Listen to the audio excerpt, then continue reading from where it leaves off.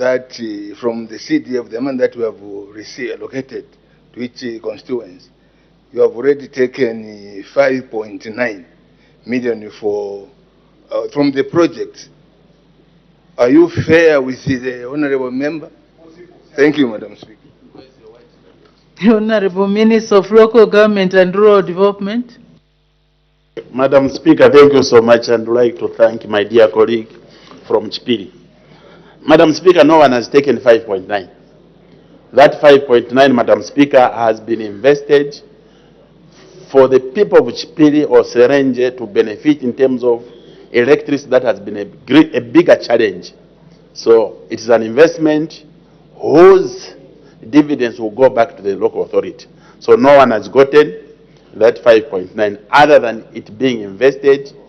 Dividends will get back to the people of Serenge. Now, when he says, is the minister fair? I believe I'm very, very fair, because nothing stops from 40 million. Let's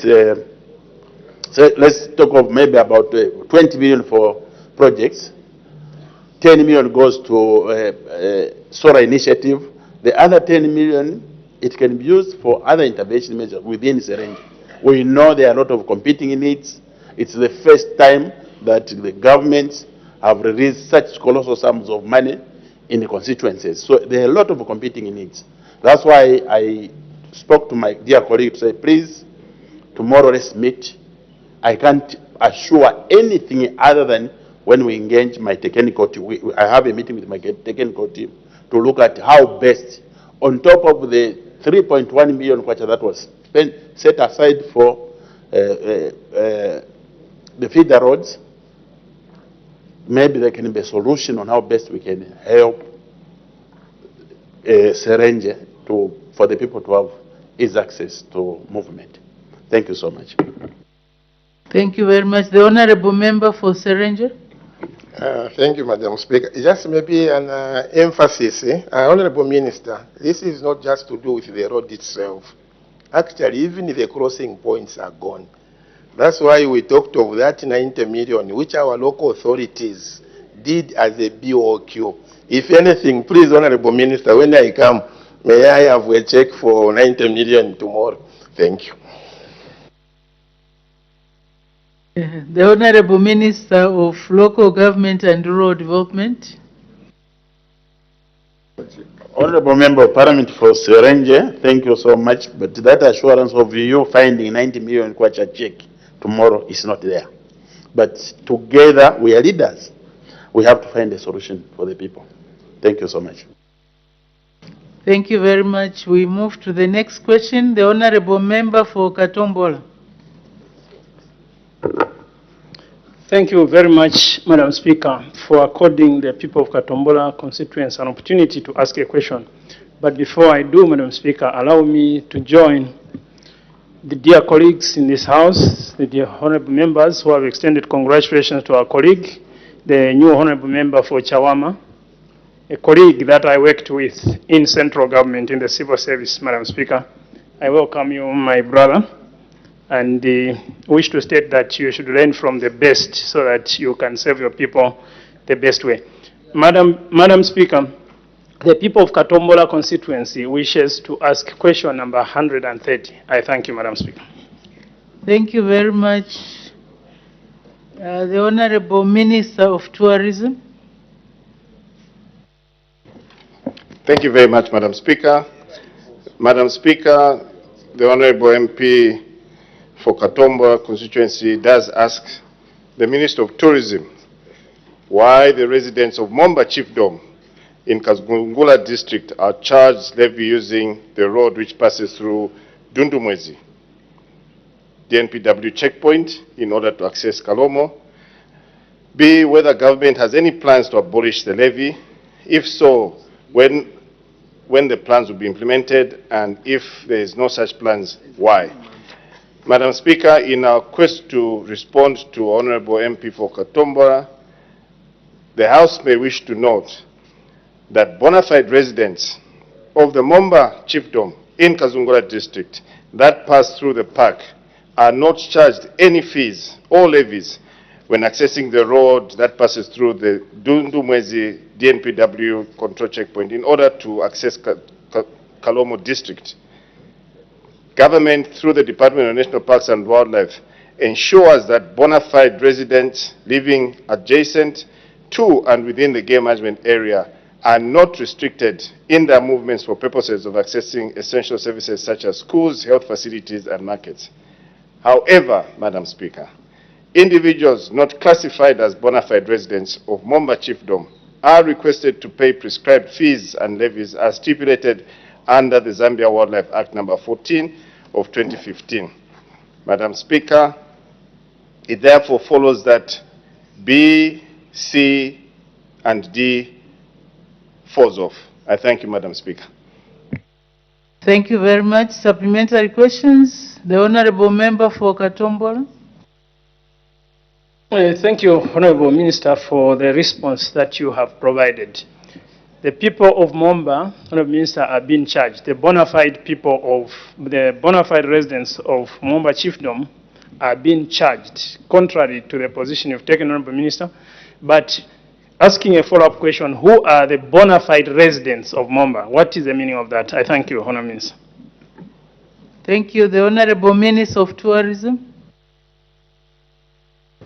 Madam Speaker, thank you very much for according me the opportunity, and obviously to my colleague Member of Parliament for Katombola. Madam Speaker, my colleague MP knows very well as I do that there is a specific road which obviously the bona fide members of Dundumwezi used to use. And the bona fide, as we all know, are those ones who are in the register of Momba Chiefdom. Now, Madam Speaker, I want to indicate that there's a road that predominantly does not go into the park, which is in a deplorable state, of which I want to implore the Member of Parliament for Katombola, the Member of Parliament for Dundumwezi, who have yellow equipment bought under the Constituency Development Fund, to be able to patch up that road so that people are able to use that facility, Madam Speaker. Madam Speaker, just last week, my Department of National Parks and Wildlife and that of Momba Chiefdom had a meeting to discuss this very issue, and we were gladly welcomed by Her Royal Highness, who agreed to stating that individuals, or rather vehicles, which will be using the Dundumwezi DNPW gate checkpoint will be registered by my officers to be able to allow for trade between our colleagues from that chiefdom all the way through to Kalomo or any other places. However, any of those who may find themselves straying within that particular area, such as my colleague from Chitfunawuri or Nebokapala here, they will definitely be charged the levies that are prescribed in the Wildlife Act. Madam Speaker, I submit. Thank you. The Honorable Member for Dundumwezi. Madam Speaker, I thank you. Honorable Minister, whoever gave you that answer misled you. Madam Speaker, the people of Momba, they are paying 33 kwacha 15 ngwe. Anyone who is using that road, Madam Speaker, pays 33 kwacha 15 ngwe, Honorable Minister, going and coming. If a truck is carrying 50 people, each individual will pay that amount, and a driver pays more. Now, are you able to inform me and my colleague, Honorable Minister, whether the officers at the gate, Dundumwezi gate, whether they have registers to ascertain the bona fide members of Momba Chiefdom? Thank you. The Honorable Minister of Tourism. Madam Speaker, thank you very much for the opportunity and just for a follow-up question.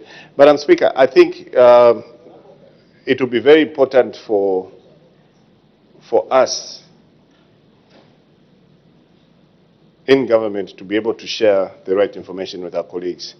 And as such, Madam Speaker, we will be able to share a correspondence to our officers who have been advised not to charge any of our bona fide residents of that area, but to charge anybody who doesn't live in that particular area.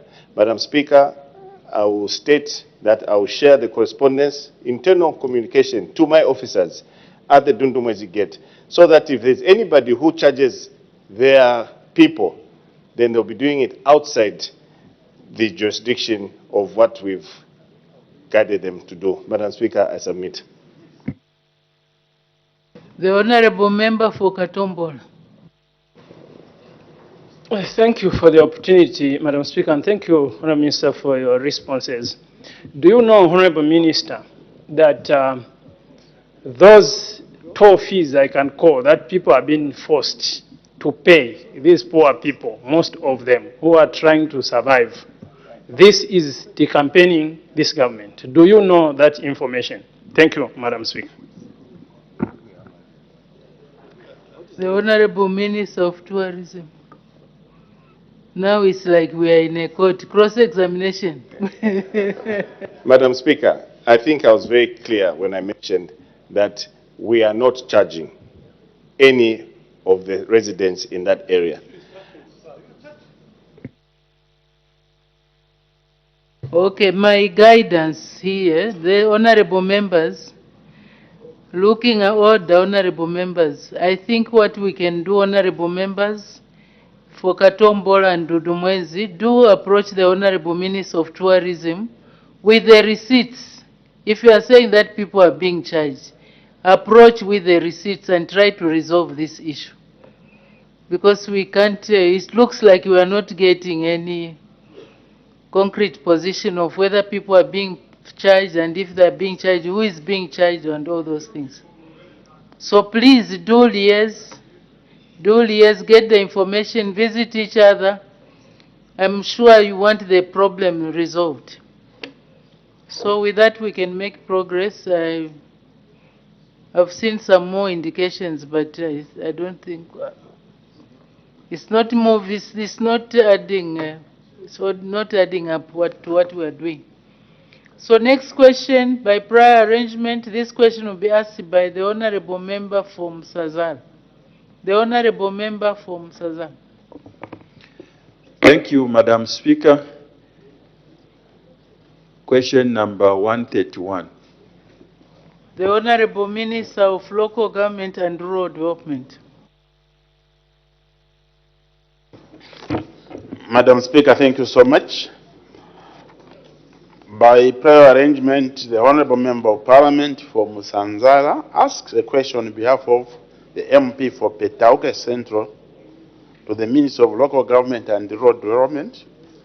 A, whether the government has any plan to reduce the cost of the levies, rates, and fees charged by Petauke District Council. B, if so, when the plans will be implemented, and C, if there are no such plans, why? Madam Speaker, the government has plans to reduce the cost of levies, rates, and fees charged by all local authorities, including Petauke Town Council. The plans are already underway.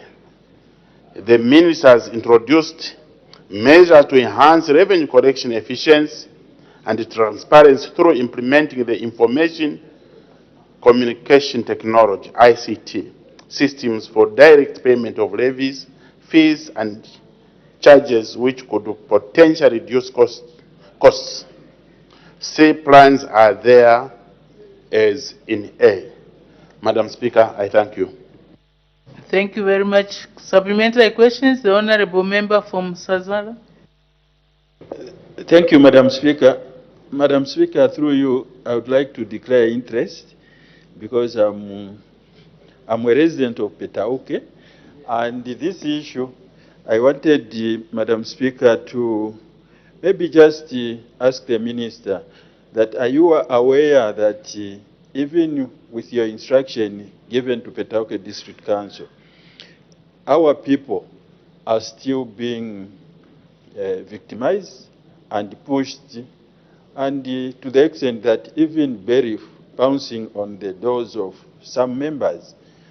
I would like to find out, through you, Madam Speaker, what measures are you putting? Because you guided Petauke District Council, and the issue is before tribunal in Chipata, but they are still troubling your people in Petauke. What is your advice to the people, to the officers of Petauke Council? Thank you, Madam Speaker. Thank you very much. The Honorable Minister of Local Government and Rural Development. Madam Speaker, indeed, on several occasions I've lamented the need for the local authorities not to increase without engaging stakeholders. Any levies should be adjusted, looking at without affecting the economic achievements, and also engaging the stakeholders. Many a times, Madam Speaker, that even what we say, sometimes from the local authorities, it seems it lands in deaf ears. Very soon, the Minister of Commerce, my ministry, and other ministries, Madam Speaker, we are going to make a joint statement on his way of doing business in Zambia. That will include all local authorities adhering to the guidelines that we are going to give. It is not only local authorities, even other ministries that charge levies, very soon looking at the economic achievements. We want people to start benefiting these economic achievements. What do we do when we talk to local authorities and the other institutions outside my ministry? They seem to be dragging their feet. We are showing the way through a joint statement that will be issued very, very soon. Very, very soon. We want benefits. We have already seen, Madam Speaker, that the other commodities, the prices have been reduced. So we want benefits to go direct to people. Already local authorities will be making other resources, other monies through the presidential constituents energy initiative. That is also one avenue where the local authorities will make money. Therefore, there should be a lot of relief, or even a bit of relief from the taxpayers through levies, because there is this other window that has been opened. So we are going to issue a ministerial statement. We want Zambians to start benefiting or enjoying the economic gains. And part of the economic gains are these levies that our colleagues are talking about. Very, very soon, it won't even take 2 weeks, a statement will be issued. Thank you so much. Thank you very much. The Honorable Member for Chilubi. Thank you, Madam Speaker. Madam Speaker, the Local Government Act number 2 of 2019, Part 3, Section 16, empowers the local authorities to do certain things. And one of the things that it empowers are levies. Madam Speaker, levies in a local environment are connected to value of money, inflation, and other economic prevailing environment in that area. Madam Speaker, in 1991, Zambia had taken a route going into the direction of, the direction of a liberalized economy, not a commandist economy. Meaning many of the laws are within the parameters of a liberalized economy, not a commandist economy. And measures that sound like reduction, control of prices, control of levies fall within the test of a commandist economy, not a liberalized economy. And it's a requirement also that from central government, local authorities collect revenue using their own means. Given that background, Madam Speaker, are we in order to say that the government would venture into reducing levies throughout the country in all the local authorities without taking into consideration the prevailing economic activities in those local authorities. I would like to get a clarification, especially in line with the Local Authorities Act number 2 of 2019, section 16 forwards. I submit, Madam Speaker. Thank you. The Honorable Minister of Local Government and Rural Development. Madam Speaker, thank you so much, and I'd like to thank the Member of Parliament for Chiruvi. Madam Speaker, we know to say local authorities correct these levies to offer service in their localities. We want levies that are reflective of the economic status. We want levies, you look at even the 2018, Madam Speaker, that is the Rating Act of 2018.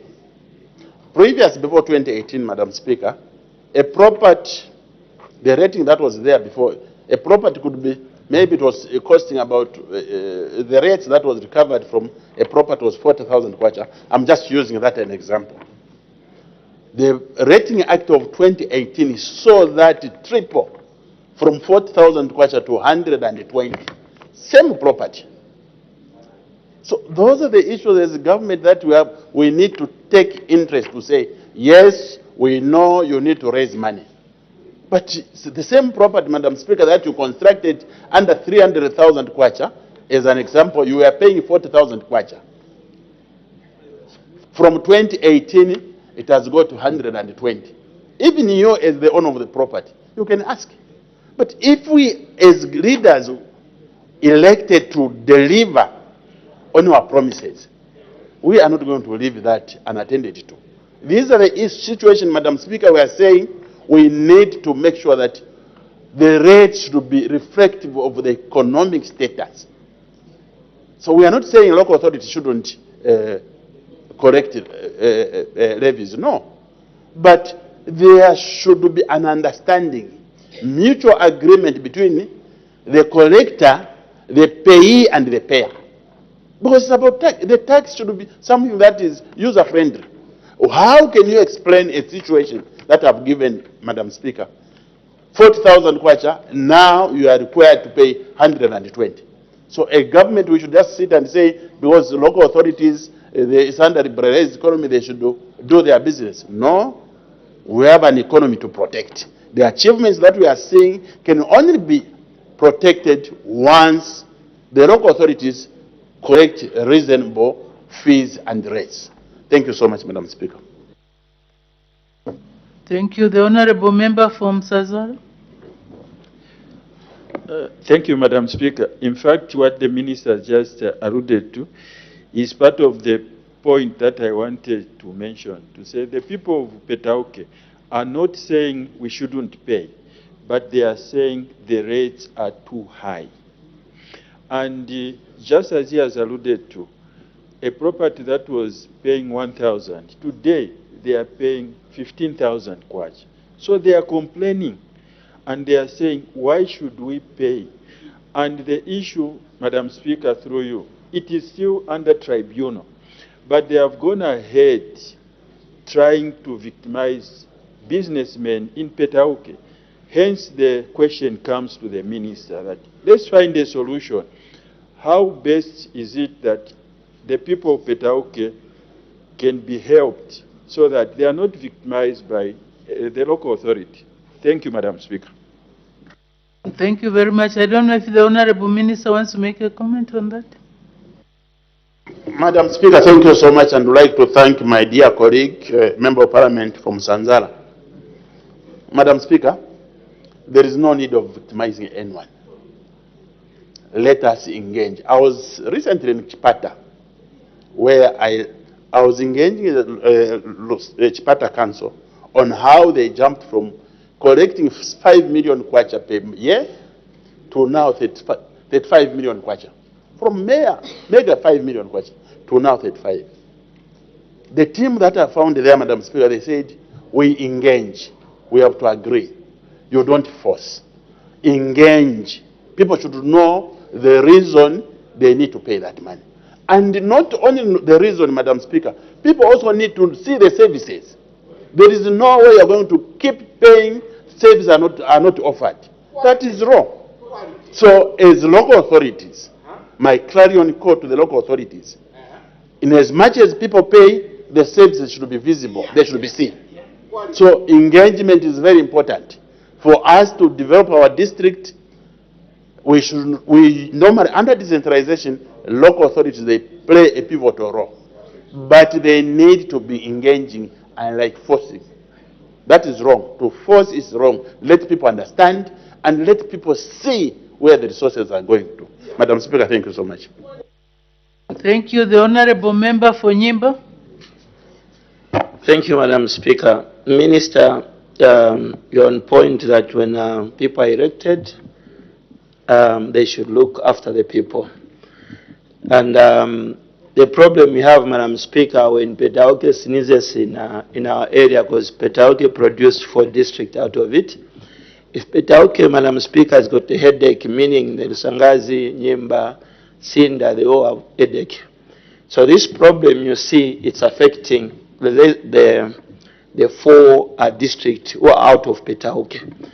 Now, Madam Speaker, the minister said that is going to enhance the corrections of fees through electronic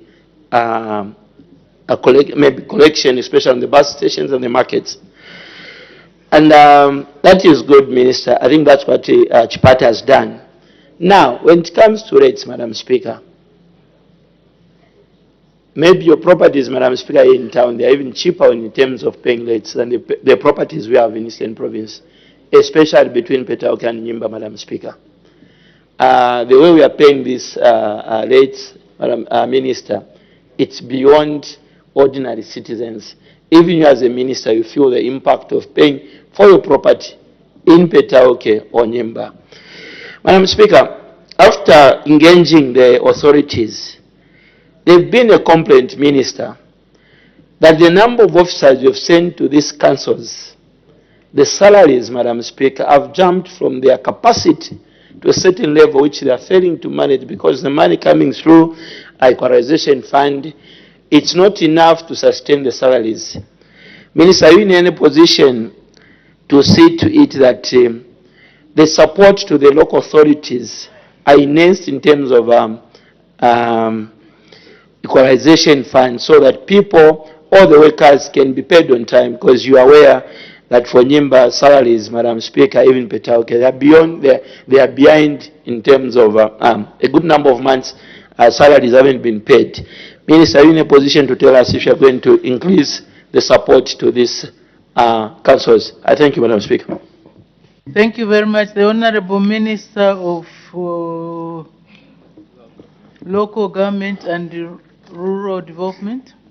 Madam Speaker, thank you so much, and I would like to thank my dear colleague from Nyimba for a good follow-up question. Madam Speaker, these local authorities, what I did was that I had a meeting with them, the principal officers, where I told them to say, their challenge is my challenge. Their success is my success. So meaning, whenever they have a challenge, the minister is here to attend to that challenge together with them. Madam Speaker, let me just give you 1 or 2 examples. The example that I'll give is that of Mufumbwe and also Mpika.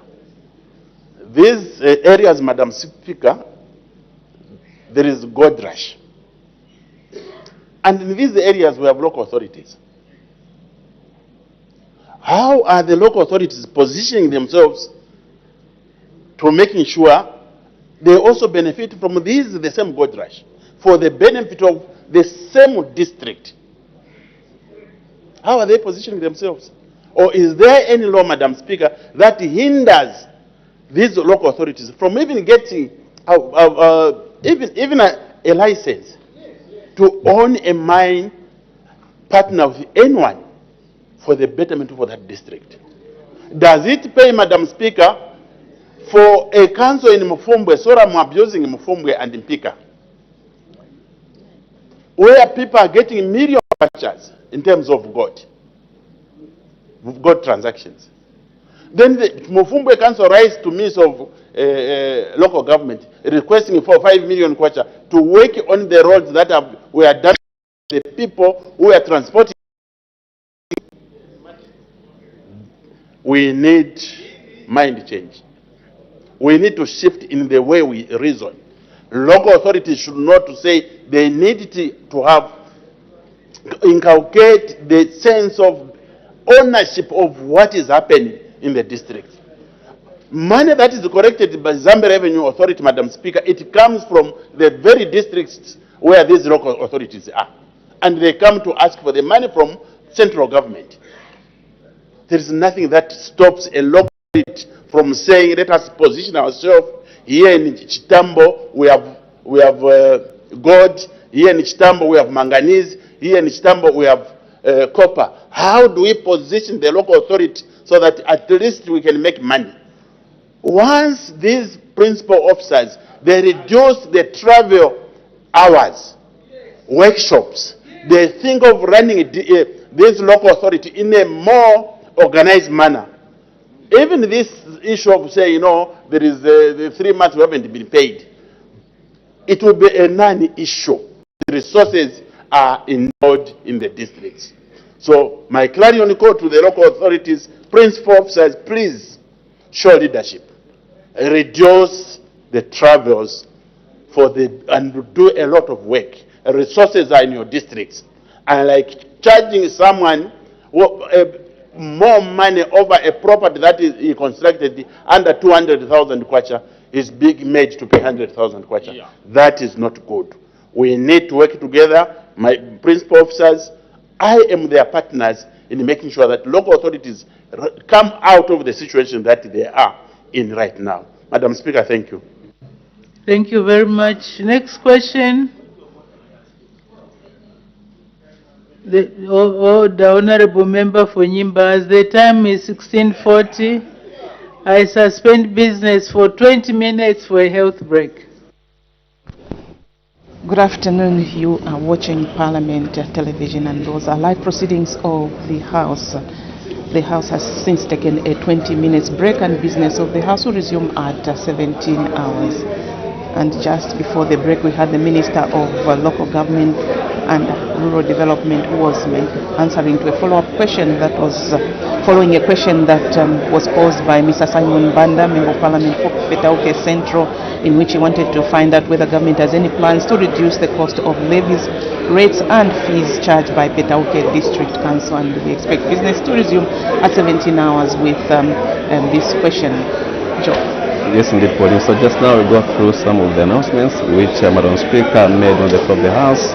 And in the first one, Madam Speaker did say that she received communication to the effect that in the absence of our Honourable Vice President, who is attending to other government business, the Minister of Home Affairs and Internal Security, Honourable Jack J. Mwimbo MP, has been appointed the acting leader of government business in the House from today, Tuesday, 3rd of February, 2026 until further notice. And in another announcement, the Honourable Madam Speaker did inform the House that in accordance with provisions of Standing Order 176.3, she had made changes to the composition of the following committees. 1, Committee on Legal Affairs, Human Rights and Governance, Mr. Emmanuel M. Sonda MP to replace Mr. Sila E. Lungu. 2, Committee on Transport Works and Supply, Mr. Bright Nundwe MP to replace Ms. Tasila E. Lungu. Madam Speaker further recognized the presence in the public gallery of pupils and teachers from Makoy Secondary School in Mazavuka District. And Madam Speaker also did recognize the presence of in the public gallery of pupils and teachers from Worship Powerhouse Family Church Destiny in Lusaka District. And on behalf of the National Assembly, she welcomed the visitors to the institution. And those were some of the announcements which Madam Speaker did announce on the floor of the House. And just now we go for a break. We'll be back at 17 hours.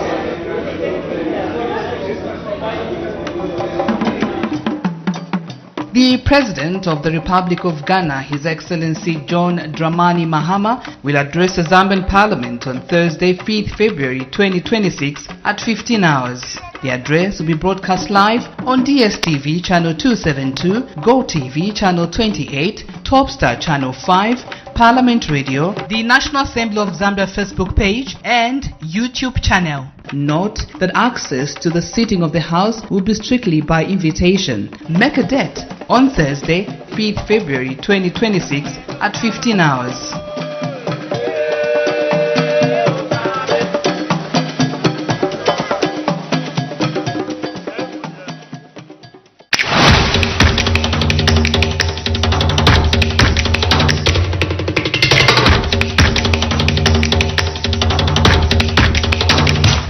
Get ready for the 17th meeting of the Network of African Parliamentary Committees of Health, NEPACO, from 25th to 27th February 2026 at the Mulungushi International Conference Center, Kenneth Kaunda Wing, under the theme Repositioning Parliamentarians to Enhance Health Systems for Emergency Response, Equity, Resilience, and Sustainability in the context of attaining universal health coverage. Join parliamentarians from over 27 African countries as they drive health equity, resilience and sustainability for all Africans. Catch the live broadcast of all the proceedings of the meetings on Parliament Radio and Television. Your health, your parliament, your future. Parliament Television, bringing Parliament closer to you. Good morning. Mother Nature painted the sky for us this dawning. She took some crimson reds and ducked them into